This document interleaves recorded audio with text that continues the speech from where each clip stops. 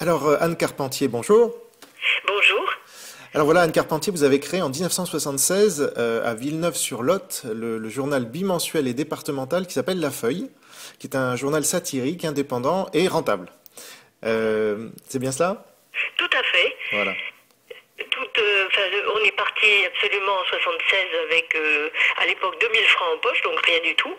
Et petit à petit, bon, l'humour a fait son chemin et sans dire qu'on est devenu, bon, on restait une publication départementale avec une implication totalement locale, mais on a bien pris notre pied, et on continue de le faire avec une équipe qui malheureusement passée de 8 personnes à maintenant 3 personnes et avec une imprimerie qui était intégrée et maintenant qui est désintégrée, mais quand même avec tout investissement a toujours été fait en autofinancement. Ouais. On a un matériel dernier cri, des bureaux absolument modernes et sympas, et pas un sou de dette auprès des banques, ce qui nous rend vraiment, je ne dis pas invulnérables, mais enfin en bonne situation. Et en tout cas, indépendant. En tout cas totalement indépendant.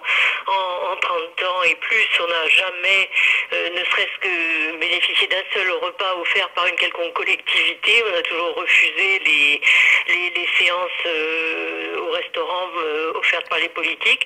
Jamais un sou de subvention, ni public, local, ni national. Comme quoi on peut s'en passer et vivre du fruit de ses ventes. Alors justement, quand on dit journal indépendant, c'est pas comme Mediapart.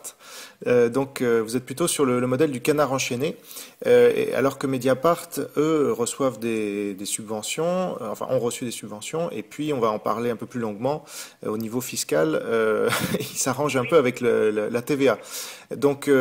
Justement, en janvier 2013, vous avez révélé que Mediapart fraudait le fisc. En gros, vous avez titré «L'accusateur de Cahuzac, lui-même hors la loi fiscale». Alors, est-ce que vous pouvez rappeler pourquoi vous avez affirmé cela dès janvier 2013, finalement? Eh bien, tout simplement en étant dans la ville où l'affaire Cahuzac, évidemment, enfin, puisque nous étions à Villeneuve-sur-Lot, l'affaire Cahuzac a pété, et on a vu effectivement, bon, on connaissait Plenel et Mediapart, et on a vu Mediapart se déchaîner absolument et procéder à un harcèlement journalistique de quelqu'un qui effectivement a fraudé et a fait une énorme connerie. On n'a pas tellement apprécié la façon de pratiquer la délation, d'écrire au parquet, qui ne nous paraît pas être dans nos méthodes journalistiques. Nous, on s'apparente effectivement au canard enchaîné, c'est-à-dire qu'on a un dossier, on a des billes, on les publie. Nous d'ailleurs, on avait fait notre boulot concernant l'information concernant Cahuzac, on l'a fait en 97 et en 2000 et en 2001, en informant nos lecteurs sur la réalité de la société de conseil, de la proximité médicamenteuse de notre élu, mais sans pour autant faire une chasse à l'homme. Donc, voyant cette chasse à l'homme, on s'est intéressé de plus près à voir de qui émanait cette chasse à l'homme, parce on aime bien savoir si on est informé, désinformé. Nous, on est des petits, mais artisans et très consciencieux. Donc, j'ai regardé tout simplement comment fonctionnait Mediapart, s'il était rentable, si c'était j'ai tout naturellement regardé les PV des conseils d'administration, fait un boulot basique, je dirais. Et là, à ma grande surprise, effectivement, j'ai vu que ce monsieur, qui était un donneur de leçons qu'on reçoit sur tous les plateaux, était effectivement lui-même hors la loi fiscale. Or, cette loi fiscale que lui réclame et qui revendique sans arrêt, puisque il avait provisionné une réserve pour la TVA, c'est-à-dire qu'il n'avait pas payé sa TVA. Je me suis demandé vraiment pourquoi.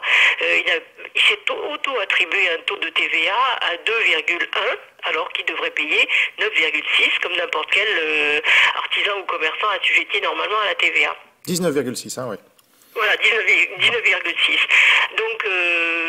Étonnement. Et puis je découvre que c'est simplement parce qu'il appartient à un syndicat qui regroupe 80 médias en ligne que ça lui donnerait ce droit de ne plus, d'ailleurs il ne provisionne même plus.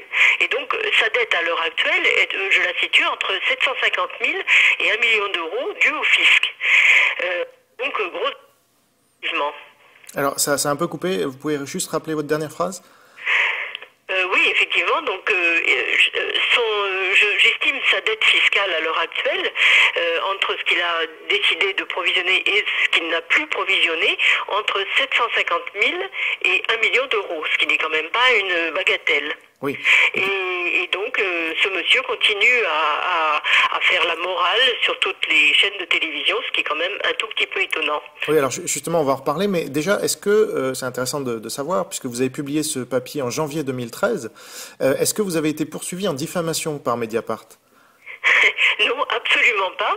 Alors que bon, Mediapart reçoit par l'intermédiaire de leur informateur ici sur place, qui est Michel Gonel, le fameux avocat qui avait la cassette de Jérôme Cahuzac.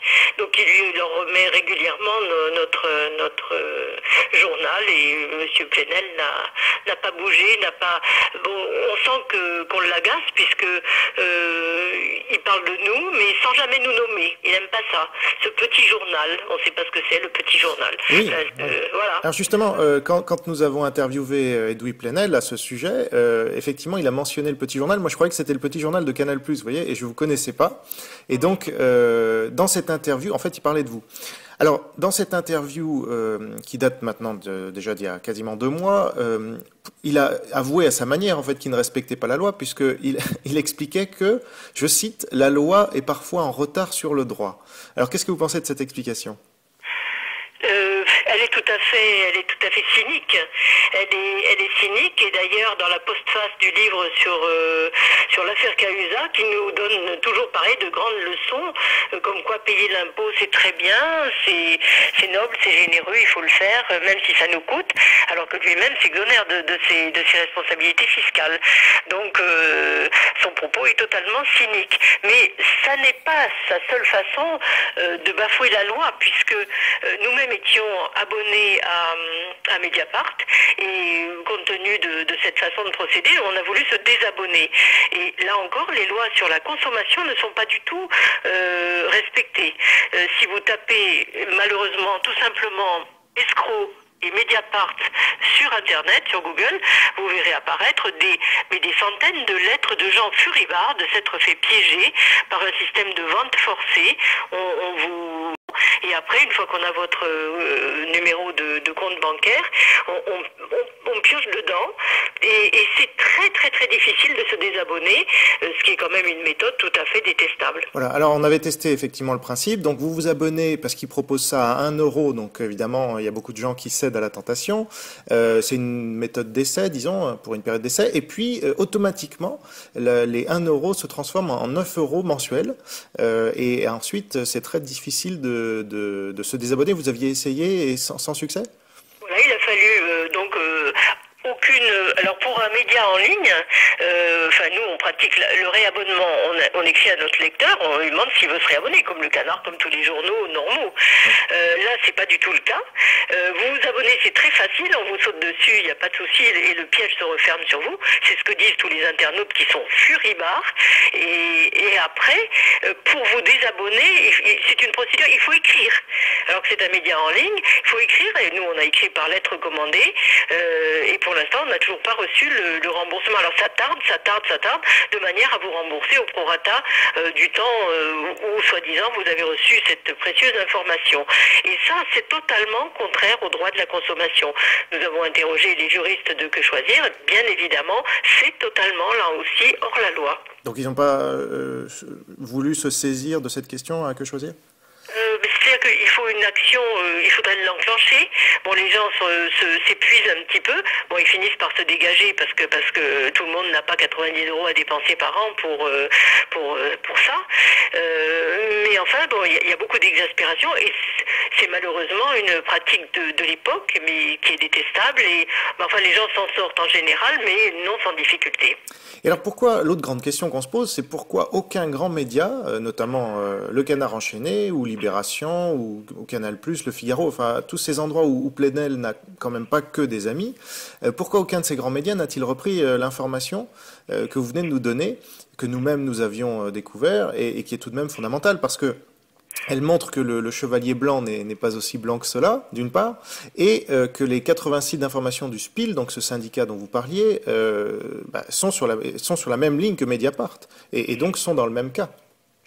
Oui, enfin, nous personnellement, on connaît pas mal de médias parisiens puisque on a la complicité des grands confrères qui aiment bien le petit canard parce que ça fait longtemps qu'ils nous connaissent, qu'ils connaissent notre confraternité. Et effectivement, par taquinerie, on a voulu interroger un certain nombre d'entre eux et personne n'a repris cette info, bien que nous disant que notre article était marrant, structuré, étayé. D'ailleurs, en 20 ans, on a eu 20 procès, on les a tous gagnés, donc on connaît le sérieux du petit artisan. Mais personne ne l'a repris. Alors j'ai cherché à savoir. Alors ça va on a peur d'Edoui Plenel qui aurait des dossiers. Alors bon, nous on a peur de personne. Il a cherché d'ailleurs à enquêter sur nous. Cet homme est un obsédé il est du petit garçon. Il devait se rêver en procureur ou en juge. Bon, mais c'est sa névrose personnelle. Ça ne nous regarde pas. Mais toujours est-il que ça n'est pas repris. Alors que c'est une information capitale puisque la base de la Déclaration des droits de l'homme, c'est l'égalité de tous devant la loi. Donc on s'est étonné plus en avant et on a fini par avoir des éléments de réponse sur le mauvais état financier de la presse dans son ensemble, que nous ne connaissions pas parce qu'à notre petit niveau, on a toujours veillé à n'avoir aucune dette, mais effectivement on a réalisé que la presse dans son ensemble était parfois bien incapable de payer ses impôts ou voir son URSSAF. Donc c'est sur cette situation d'effondrement économique que peut prospérer une telle attitude. Voudrait dire que c'est grave ce que vous dites là, parce que ça voudrait dire que quasiment tous les grands médias et une bonne partie des petits médias, disons en ligne, tous ceux en tout cas qui font partie du SPIL, et dont deux d'ailleurs ont été redressés fiscalement, hein, on rappelle, Dijon Scope qui a d'ailleurs déposé le bilan suite à ça, et Arrêt sur Image.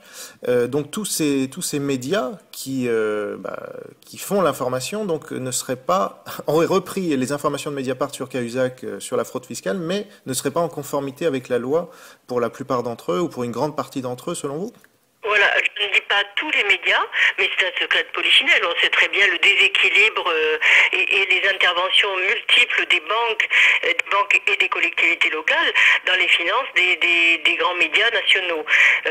À ma connaissance, seul le Canard indépendant à 100%. Seul le Canard enchaîné, oui. Oui, le Canard enchaîné. Et nous, à notre tout petit niveau.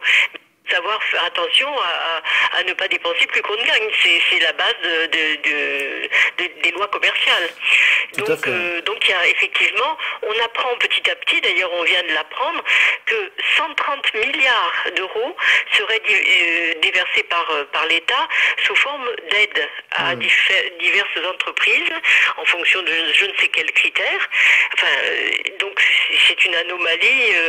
L'économie ne semble pas tourner de manière réelle et c'est un peu inquiétant. Alors, ce qui est très inquiétant, justement, c'est que on est quand même dans le domaine médiatique, donc on est dans la démocratie. Là. Comment on peut faire connaître au grand public des informations aussi importantes et qui ne touchent pas que les médias, mais qui dérangent les grands médias? Nous, c'est une dimension qui nous échappe, puisque à l'occasion d'un débat local, on a une information. On ne sait pas trop, mais moi je sais que c'est tout récent pour nous. On a laissé l'affaire se dérouler, il y a eu d'autres événements, mais je sais que dès la rentrée, par un biais ou par un autre, il faudra que la question soit posée publiquement, je dirais de gré ou de force, parce que c'est absolument anormal qu'une information capitale ne passe pas, ou au moins qu'on pose la question de manière taquine mais présente, je veux dire. Ça ne peut pas, c'est démocratiquement insoutenable. Alors, donc justement, comment est-ce que vous pensez pouvoir faire sortir ce genre d'informations? Parce que aussi bien vous que nous et que d'autres qui ont peut-être le courage ou qui n'ont pas de casserole, donc pour faire sortir ces informations, nous sommes relativement petits. Alors, est-ce qu'il vaudrait pas mieux que des sites ou des journaux indépendants, véritablement indépendants, se regroupent pour faire entendre leur voix, peut-être tenir un grand colloque sur l'indépendance des médias ou je sais pas. Les colloques ou les unions ou les associations, je doute un peu parce qu'on est tous de nature très différente. Nous sommes ancrés touché profondément, mais je dis le cœur à gauche. Attention, cœur à gauche, c'est-à-dire dénonçant quand même la glauque période de Mitterrand et beaucoup de turpitude, mais quand même profondément. Après, d'autres peuvent avoir d'autres motivations. Je pense qu'il y a des combats collectifs, ceux des syndicats, ou des combats individuels. Moi, personnellement, j'ai toujours mené des combats individuels. C'est-à-dire qu'il y a toujours un talon d'Achille, il y a toujours une faille. Je vous cite un exemple très court. On a voulu un jour, parce qu'on a eu des combats très importants contre les mandataires judiciaires, enfin les abus des mandataires judiciaires, et un jour, un agriculteur qui avait été spolié par un mandataire était en détention et on a voulu le faire sortir, parce qu'on voyait que l'homme allait se suicider alors qu'il avait été vraiment spolié. Et on a mûri l'idée il y avait une cantonale partielle et on a suscité, on a interrogé les agriculteurs, on leur a dit écoutez, portez-vous au devant de cet homme qui est en train de pourrir en prison, et on est arrivé à présenter 89 candidatures à une élection, et là il a été sorti de tôle. Quand Jean-François Poncet avait menacé notre petit journal parce qu'il l'exaspérait profondément, je me suis présentée tout à fait démocratiquement contre lui sous l'étiquette du Parti d'en rire. C'est un autre exemple. Et miraculeusement, j'ai obtenu 13%. Ça a entraîné un ballottage.